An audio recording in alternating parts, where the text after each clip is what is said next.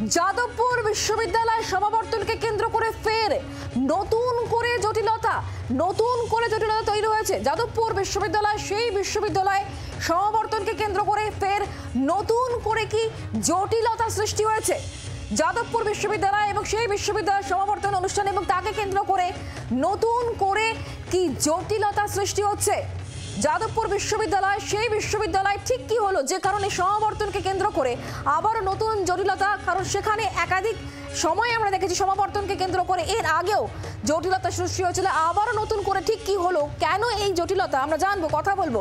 শ্রেয়সী গঙ্গোপাধ্যায় এই মুহূর্তে আমাদের সঙ্গে রয়েছেন। শ্রেয়সী, কি খবর রয়েছে? একেবারে দেখো, গতবারও কিন্তু কার্যত দেখা গিয়েছিল এই সমাবর্তন অনুষ্ঠান করাকে ঘিরে কিন্তু সেক্ষেত্রে বিশ্ববিদ্যালয়ের রাজ্যপালের মধ্যে একটা এমন পরিস্থিতি তৈরি হয়েছিল যার ঘিরে কিন্তু পরবর্তীকালেও দীর্ঘদিন সেই জটিলতা অব্যাহত ছিল। এবারও কিন্তু কার্যত সেরকমই কিন্তু একটা জটিলতার পরিস্থিতি তৈরি হচ্ছে বলে অনেকেই মনে করছেন। তার কারণ ইতিমধ্যে আমরা জানি যে যাদবপুর বিশ্ববিদ্যালয় কর্তৃপক্ষ তারা স্থির করেছেন যে এবার তারা অ্যানুয়াল যে কনভোকেশন, অর্থাৎ যার মাধ্যমে স্টুডেন্টদের ডিগ্রি দেওয়া হয়, সেটা প্রত্যেকবারের মতনই কিন্তু সেটা এবার 24শে ডিসেম্বর হবে। এবং বিশ্ববিদ্যালয়ের যে এক্সিকিউটিভ কাউন্সিলের যে বৈঠক আছে, সেই বৈঠকেই কিন্তু এই বিষয়ে সিদ্ধান্ত হয় এবং সেক্ষেত্রে সেই সিদ্ধান্ত কিন্তু র্যাটিফাইও হয়।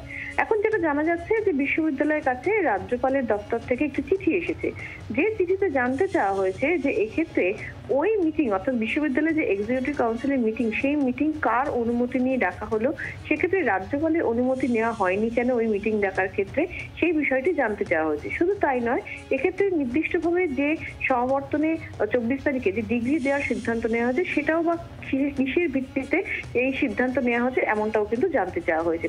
ফলে কার্যত কিন্তু এই রাজ্যপালের এই বিষয়টা জানতে চাওয়া, এই সামগ্রিক সমস্ত কিছু নিরিখে কিন্তু নতুন একটা জল্পনার জায়গা তৈরি হচ্ছে। তাহলে কি এবারও গতবারের মতন জটিলতার জায়গা হতে পারে, যেখানে সমাবর্তন ঘিরে কার্যত সেই সমাবর্তন বৈধ না অবৈধ, সেই প্রশ্নে কিন্তু দীর্ঘদিন ধরে একটা তীব্র জটিলতার জায়গা তৈরি হয়েছিল।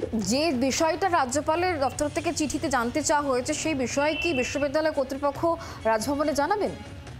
দেখো, যেটা জানতে পারা যাচ্ছে যে এক্ষেত্রে বিশ্ববিদ্যালয়ের পক্ষ থেকে রাজ্যপালের কাছে সময় চাওয়া হয়েছে এই বিষয়টি জানানোর জন্য, যেখানে বিশ্ববিদ্যালয়ের একটি সূত্র তারা বলছেন যে এই এক্সিকিউটিভ কাউন্সিলের বৈঠক ডাকার জন্য সেক্ষেত্রে উপাচার্যের বা বিশ্ববিদ্যালয়ের রেজিস্ট্রারের কারণেই সেক্ষেত্রে নির্দিষ্টভাবে রাজ্যপালের অনুমতি নেওয়ার প্রয়োজন লাগে না, সেক্ষেত্রে রাজ্য সরকারের অনুমতি লাগে।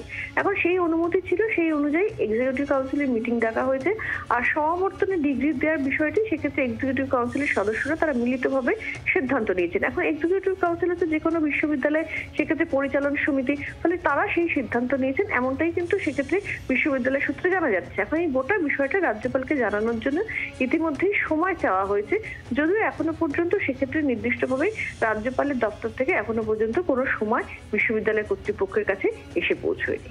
ধন্যবাদ শ্রেয়সী। বাংলার আওয়াজ, বাঙালির আবেগ, জি 24 ঘন্টা।